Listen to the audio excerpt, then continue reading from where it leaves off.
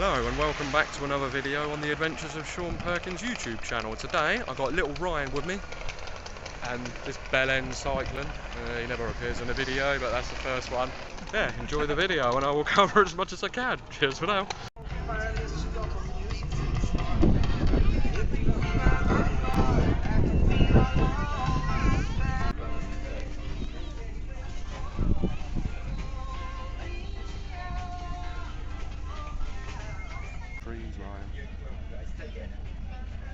That just kind of looks weird.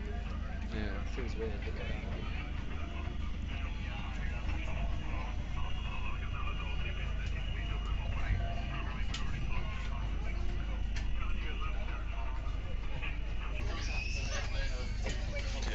Little POV. Oh my. Quite cool, isn't it? Right, that's if the wind holds. Lovely. You too, take care now.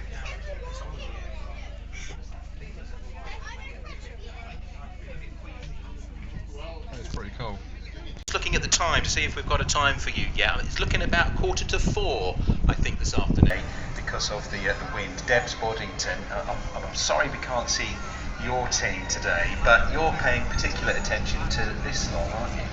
I certainly am. I was very lucky as a child. My father used to fly a Stomp, and I spent a lot of my childhood in the front of one. What's it like inside then? Because the seat is temporary, you actually can't see out very much. And being little, I was put in the front and just had to hope that I got to where I was supposed to be going because I couldn't see. And how old could you have been when you were in the Stomp? I started about age 5. Dad took me everywhere with him from the age of 5, dropped me off at an air show, picked me up 8 hours later. No wonder you love it so much, and tinged with such sadness that we won't see the Great Wall display today, but the conditions where they're based just not suitable for takeoff. No, unfortunately not. It's much windier, as Dave said, up north, and the other casualty was the 4th Stomp, which came from the same area as we were From the lead pilot, the team leader Richard Ward, all the way from Kent today, who was joined by Richard Valiant and another Richard, just to make it simple, Richard Meredith. So thank you to the 3 Richards and the Stomp Formation display team. Safe back home to Kent. See you guys. Same direction. The tutor is operated by Number 6 Flying Training School in partnership with Bangkok International Group, primarily flying University Air Squadron students and RAF air cadets. There are 13 air experience flights across the UK that offer flights to up to 20,000 cadets each year. You can join the RAF cadets if you're between 12 and 17 years old. University Air Squadrons provide a huge opportunity for personal development, as well as a wide variety of adventure training in the UK and expeditions across the globe. When you're driving, it flies along about 100 feet off the ground and targets cars, because it helps fix their target solution. Obviously they've got no missile loaded, and they target the cars, they lock onto We're now in the high energy section of the display, with the derry turn, the quarter clover, and now the loop, which is a quintessential aerobatic manoeuvre. Yeah. As he pulls up, Bob is subject to 5G. He aims to pitch the aircraft around a magical circle in the sky.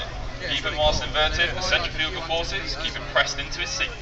Yeah, best one is when you get a shot of one of them. Today the Royal Air Force is recruiting for multiple rewarding and demanding professions and has an exciting future with the Flying in opposition now, one towards the other to the centre part of the beach. Smoke is trailing.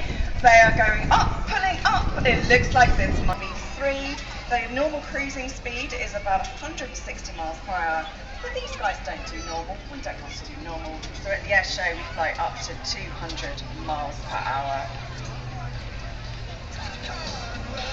Just a quick mention from Essex Police, because Spencer Jarrett, if you're listening, Spencer Jarrett, the police have something of yours on the greensward, so Spencer Jarrett can make his way to the display, and I'll bring you some details about why we're calling this the Toranto formation. But what a sight this is, Sam, right in front of us now.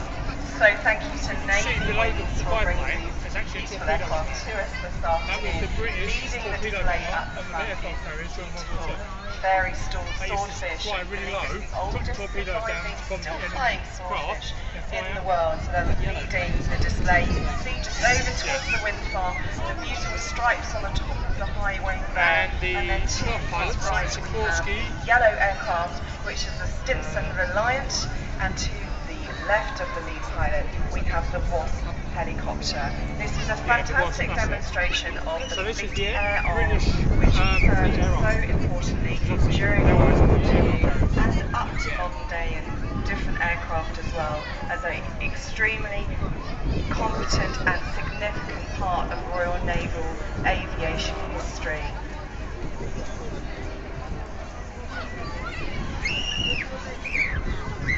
So we call this part of the display the Toranto formation.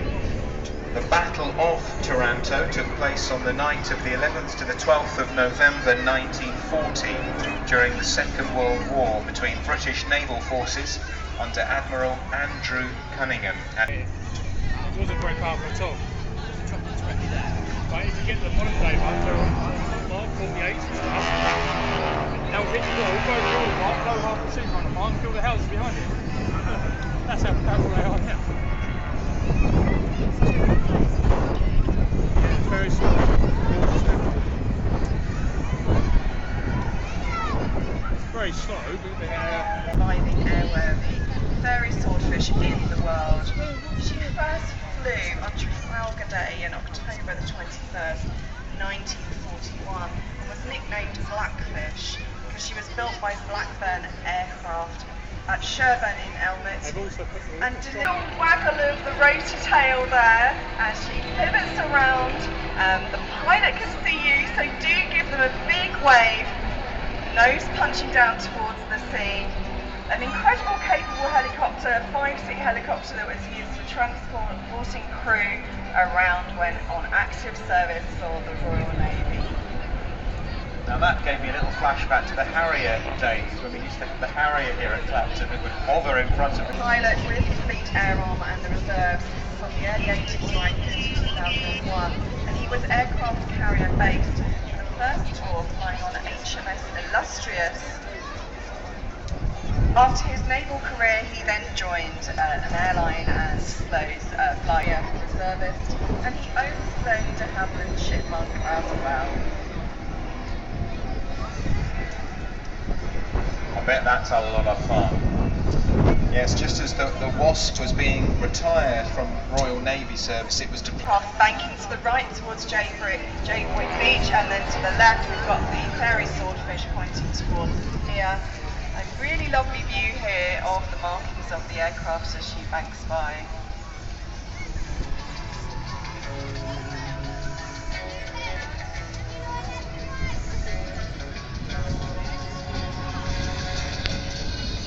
Over there, the Stinson Reliant is a high-winged aircraft. As you can see, she's a monoplane with seating for up to 4 passengers.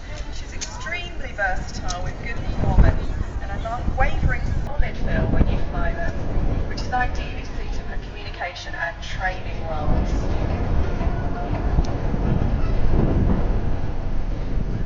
quite a graceful demonstration at the moment. A top speed of 135 miles an hour. Stenson with a range of 850 miles, so that's pretty nifty. You can get around nicely in that, couldn't you?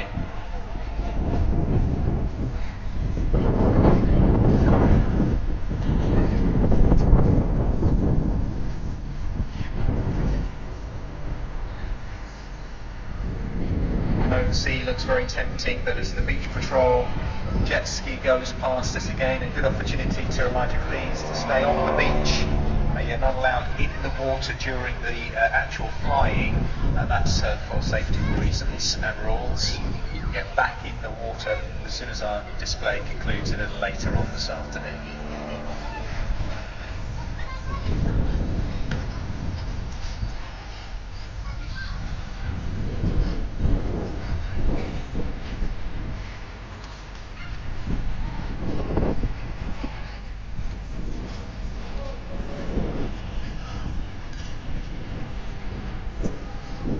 Chief pilot Andrew Davies.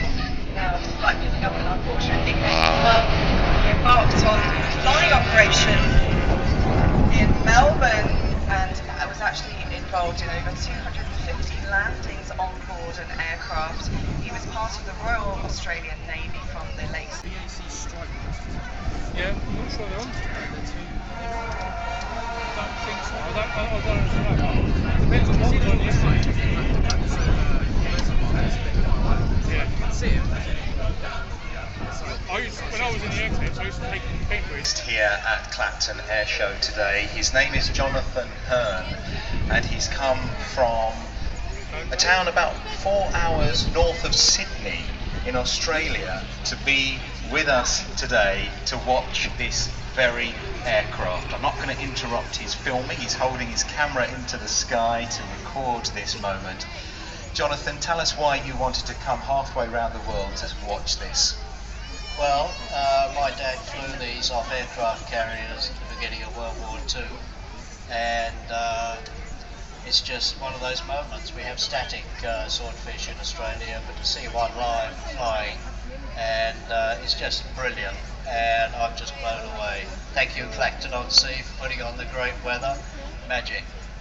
Yeah, his history is pretty amazing. He survived World War II, he crash landed in Norway, was a POW for 4 years, and thanks to C for Charlie, which was his plane's number, your side, was I'm here. We're all here. So thank you very much. Wow, and you've got your Navy Wings Swordfish t-shirt on today. How do you feel watching this, knowing this is just the sort of plane that your dad was in? I think it's just amazing. It's only, what, 80 odd years ago, and now we've got amazing aircraft, supersonic, with space stations, and it's just, he couldn't even imagine this, but he lived long enough to see a lot of it. And the pioneers, the engineers, the designers of these planes, wow, amazing. Did he talk to you much about his experiences in the Swordfish? Not until later in life, like a lot of service persons do, but thank heavens he left us a book. I don't get what people say. I wasn't a man, I was a boy. And I didn't have any idea of war. Excerpt looking at the graceful manoeuvres of the Spitfire ahead of us on the beach. It makes me think of our ancestors and those that served in World War II. Many of us had grandparents that served in the war. My grandfather was an Orient engineer, mine ever, and certainly the most famous and charismatic of its time.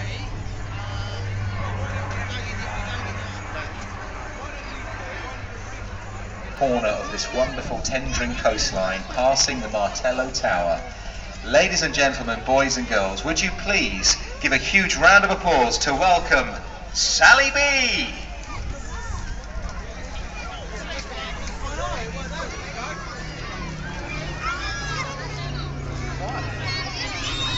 Sally B is the last remaining airworthy B-17 in Europe, flying into the Memorial of the 79,000 USS. It's government sometimes up to 1,000 aircraft, and in the early years of their serving in the war, The B-17 had 4 engines, the B-24 Liberator only had 2 engines. they really were at the peril of the That's the enemy aircraft. most recent version. Many lost their lives in those missions. They were the ones who dropped Because of those German defences during the daylight raids, they really have nowhere to hide. the ones that They dropped suffered on these heavy Nagasaki and casualties, Hiroshima. and because of that, Oh, got it. they introduced the long-range escort fighters. Obviously not that one here. Rumble and Yeah. Rumble that later were I didn't see it, Vic. He was there as well. combat I've looked into it already. If I do that, despite this high casualty rate, the B-17 became famous for returning home with terrible amounts of damage and were fully regarded by crew.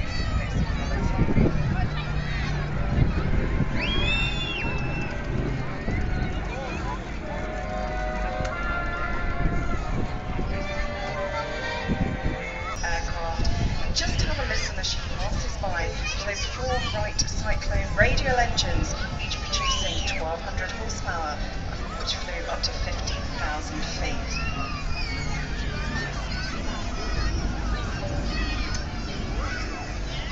UK. In fact, she wasn't even known as the Sally B at that point.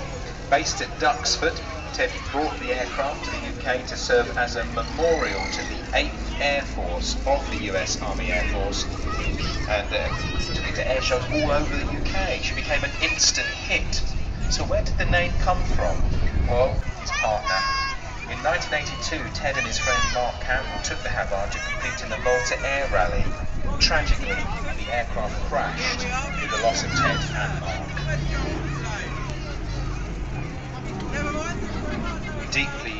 Deeply sad for the aviation world, but of course Ellie, his partner, was left shattered, alone, and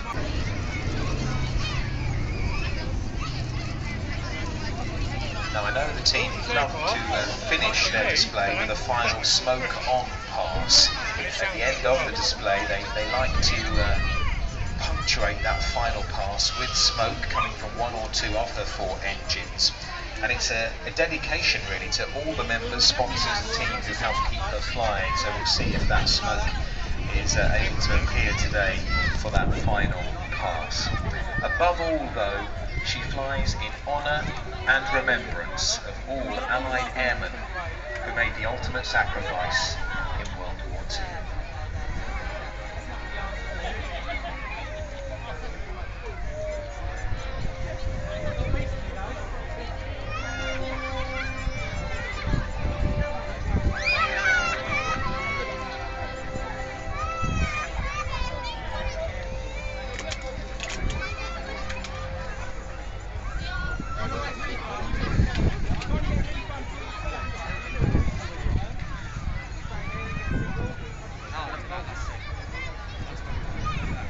Great to hear the Memphis Belle theme. Of course, the star of Memphis Belle in 1990, Sally B, and there is that final smoke-on pass. Let's wave to our pilot and say thank you for what you're doing. Thank you for coming to Clacton today.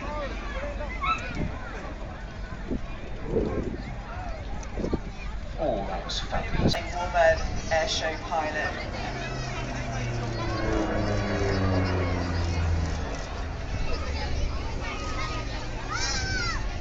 All right, you won't be disappointed.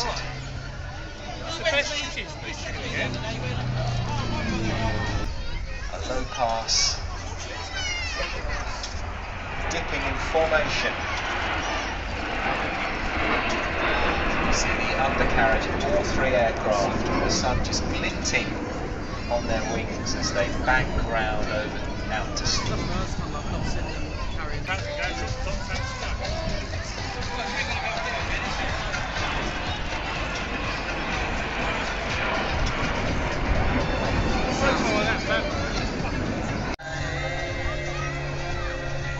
So banking past us on the beach, just twirling the wings at us, going from high speed passes to low speed 90-degree pass there. This is to demonstrate the aircraft's excellent capability for manoeuvring. It's got a really short turn radius, and he likes to show it off in the display as he's showing us there with a huge wing waggle. It's fully aerobatic, it has great visibility. He has a canopy which is a ginormous glass dome. He said as a pilot you really feel like you're flying on top of the world. My name is Dan. She's the sweetest, most perfect person I've ever met, and I'd very much like to marry her. This is from Dan. So, I mean, I need an update on this. We need to know what's going on here. Sanchia, is it yes? Mark 11, one of them, known as L, is pretty unique, but look at that. Listen to that. Those engines as the Blenheim and the 2 Spits just fly past us gracefully on the seafront. We're going to be enjoying, ladies and gentlemen, boys and girls, what about this as a sight and a sound?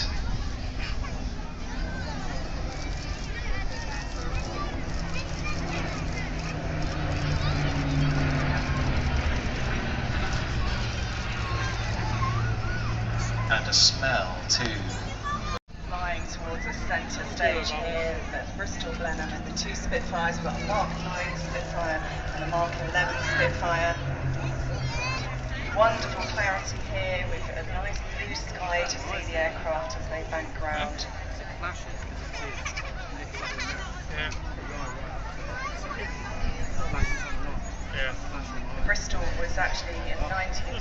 it in your eye. The Daily Mail challenged the British aircraft manufacturers to design and build a small high-speed aircraft that could accommodate 2 crew and 6 passengers, with the hope of it becoming the world's fastest civilian aircraft. It doesn't look too small for me, but this is what they ended up with.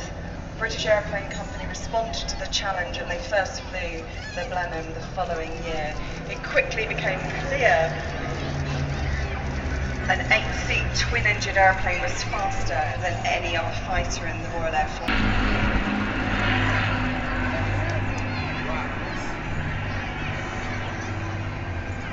It arrived exactly where I Part said of it the would. Battle of Britain Memorial, the Lancaster. What a sight it is to see over Clacton once again.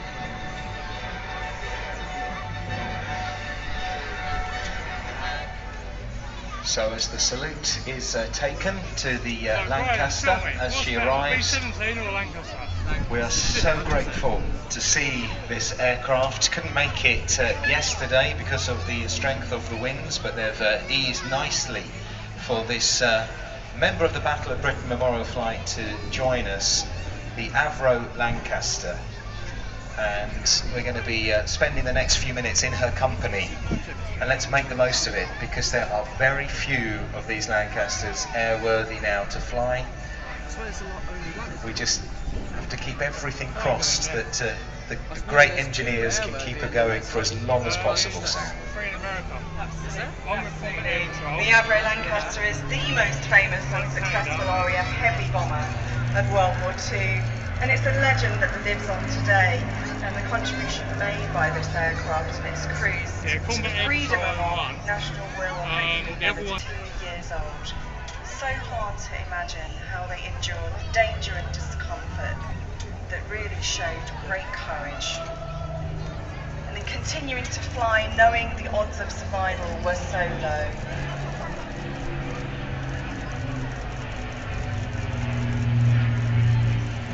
Bomber Command suffered the highest casualty rate of any branch of the British services in World War II, and on average Lancaster Market, where Peter and his wife Janet lived for many years in retirement.